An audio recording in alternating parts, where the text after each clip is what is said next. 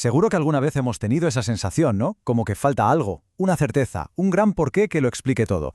Pues bien, hoy vamos a ponerle nombre a ese sentimiento con una idea fascinante del pensador George Steiner, la nostalgia del absoluto. Y bueno, ¿de dónde sale esta idea? Pues todo arranca en una serie de conferencias que Steiner dio allá por los años 70. Y la pregunta que lanzó al aire fue, potentísima. A medida que la religión de toda la vida va perdiendo peso en Occidente, ¿qué es lo que ha venido a ocupar ese hueco, ese inmenso vacío moral y emocional que ha quedado? Porque, seamos sinceros, la naturaleza humana odia el vacío, no lo soporta.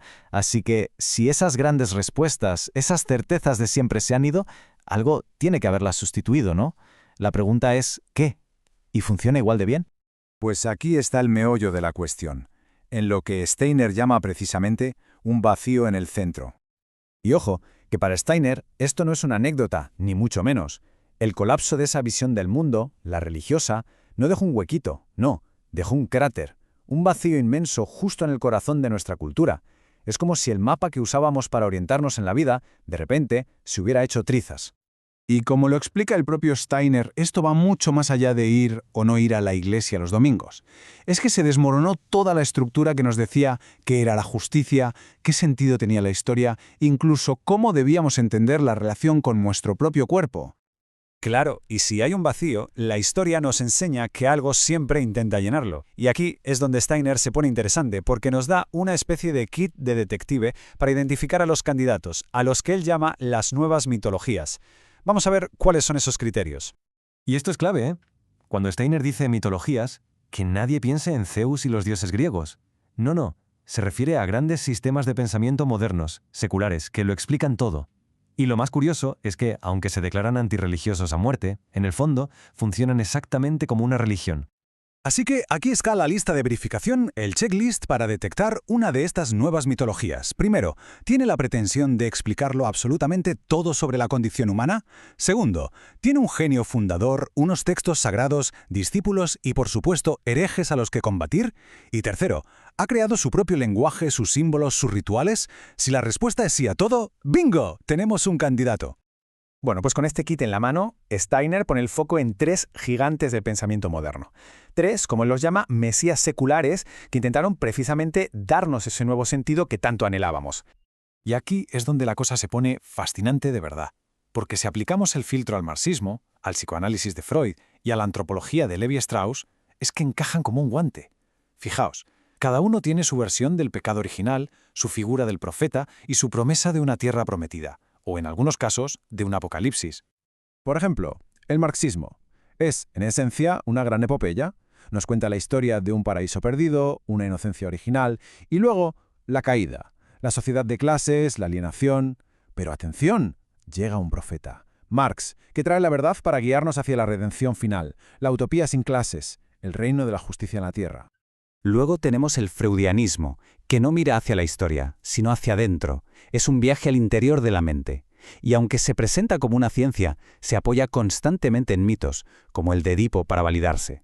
Freud se ve a sí mismo como una especie de Moisés, guiando a sus seguidores por el desierto de la neurosis hacia una liberación que en el fondo es el oscuro reposo de la pulsión de muerte, de Thanatos.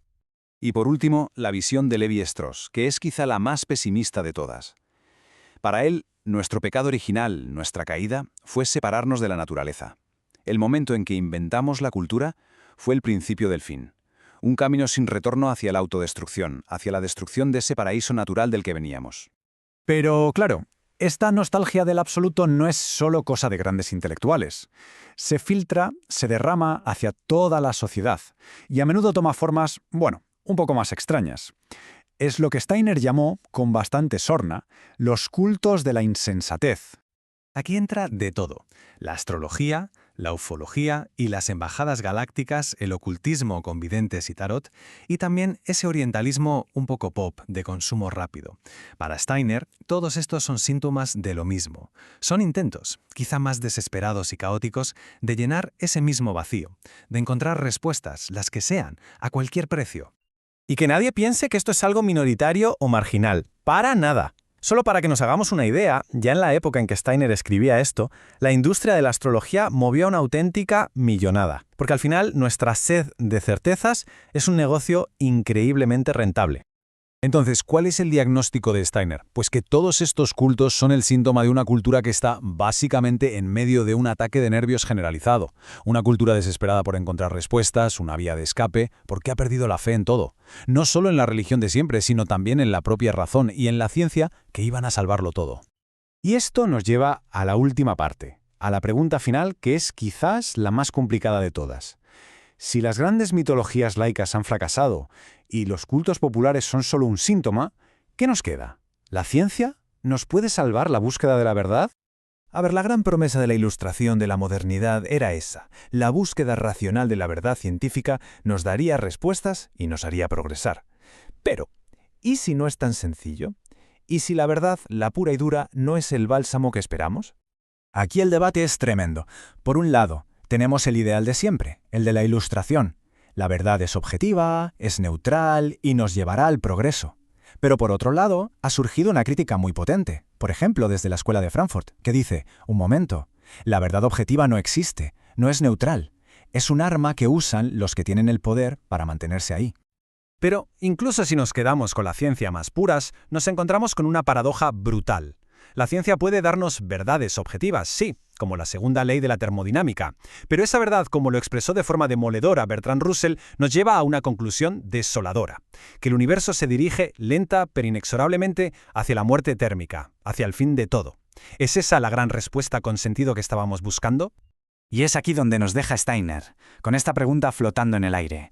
Las religiones tradicionales se han desvanecido. Las nuevas mitologías que intentaron sustituirlas están en ruinas, e incluso la búsqueda de la verdad científica puede llevarnos a un callejón sin salida, a un final helado y sin sentido. Entonces, ¿dónde encontramos significado ahora? Esa nostalgia del absoluto, ese anhelo de un gran porqué, sigue ahí, intacto. Y encontrar cómo calmarla es, probablemente, el mayor reto de nuestra época.